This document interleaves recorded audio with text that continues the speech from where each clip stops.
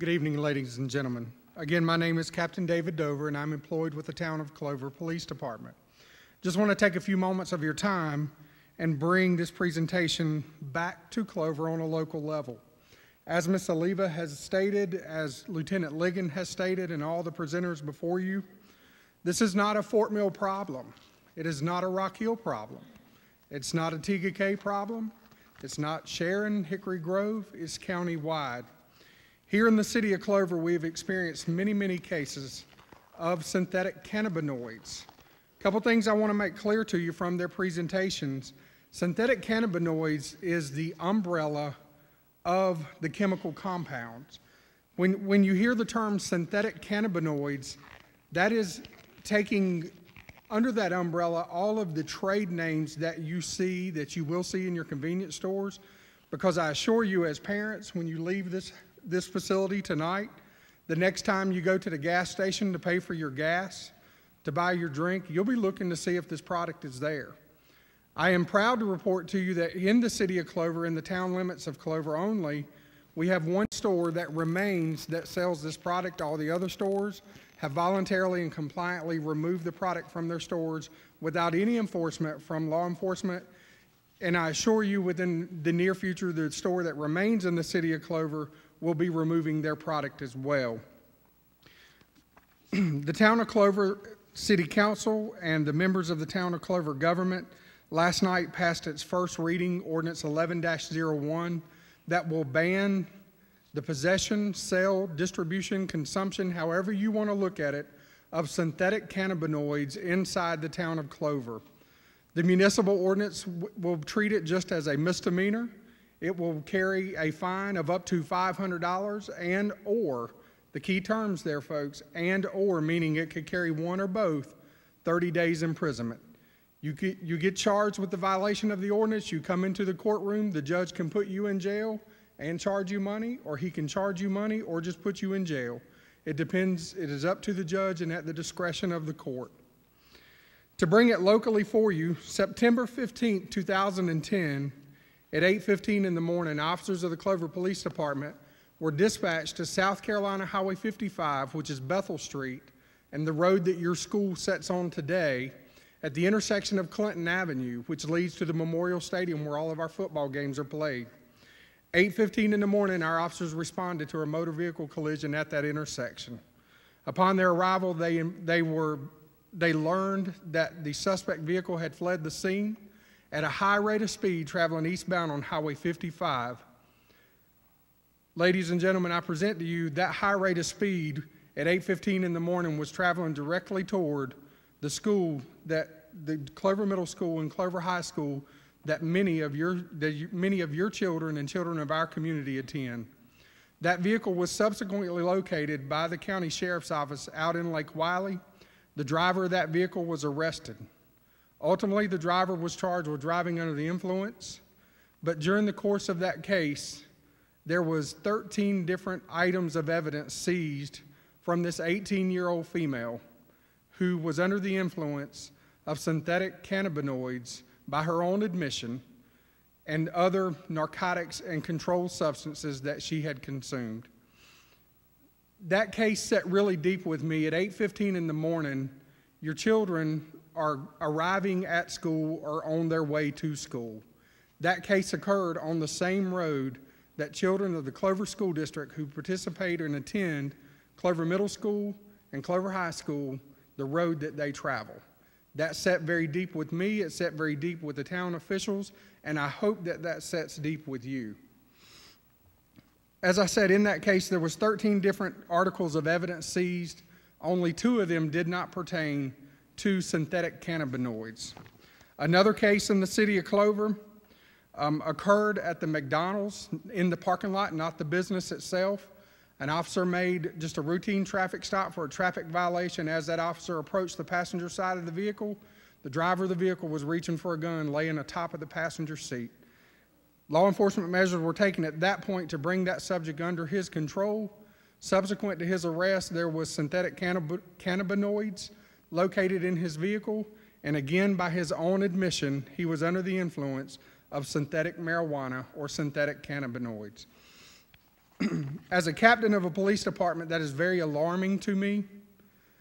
As we know from the research that folks have done across the United States, the information that Ms. Oliva and that Lieutenant Ligon and other presenters have provided you with tonight, it impairs your ability to make rational decisions. It impairs your ability to make good judgment.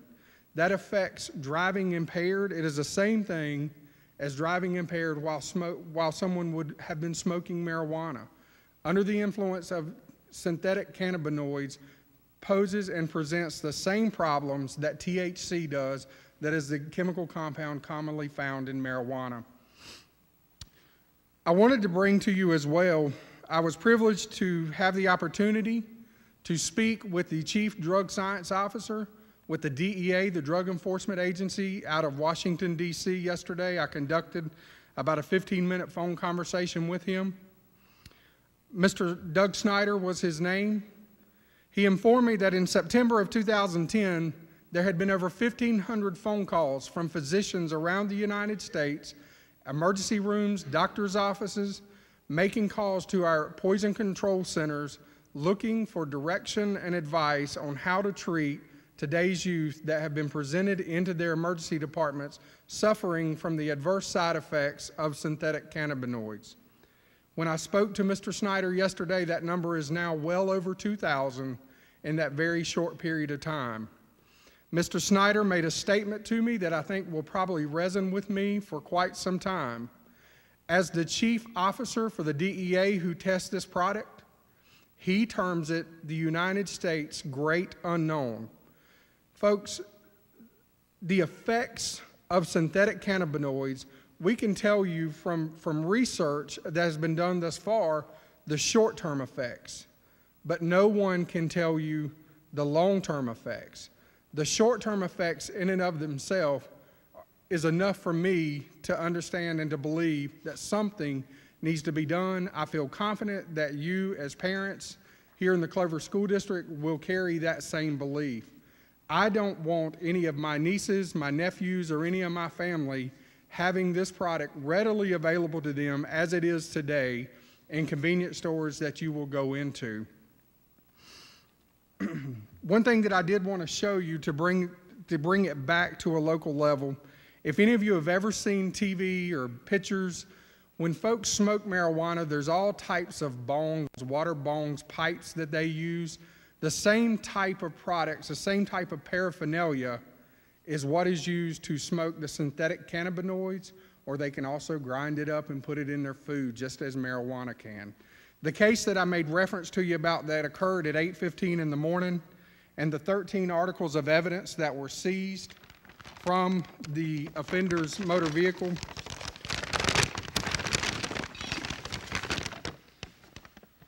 The items that were seized range from big water bongs, such as what you see here, ways that this particular arrestee, by her own admission, paraphernalia that she used to consume, ingest, again, the way the products are labeled, it's not meant for that, but this is products that she used to consume and ingest her K2 spice, synthetic cannabinoids, however you want to term it. Again, I caution you to remember, don't get closed-minded to think that it's just K2 spice, K3 spice. It is a synthetic cannabinoid that is manufactured under many, many, many different names throughout the United States. I'll only show you one more. As you leave tonight, at the adult table that will be set up in the back corner, these products will be there for you to view. We will also have some live samples of synthetic cannabinoids or K2 spice. They are marketed in a variety and multicolored. They are marketed in a variety of odors so that when you smell them, they smell like strawberry, watermelon, pineapple, whatever flavor one could imagine, they are there. The effects that this product has on our youth, on the users of them, because every case that is documented in the city of Clover to this point is 18 or 19 years old. Luckily, we've been privileged and not had to deal with school-age students that participate in the Clover School District. I am very thankful for that.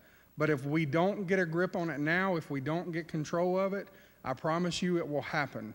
That's why they manufacture and produce these products and sell them in the multicolored packages that they sell them in and the different varieties of which they are put out onto the market. All right, that will conclude my part of it. I will be available at the table at the back if you have any questions for me regarding the town of Clover and this ordinance that is going to be passed. I say going to be passed. It's had its first reading. It will have its second reading in March. And after our meeting last night in City Council and the stir that it caused, I don't believe the council will let it walk out of there without being passed. Thank you for your time.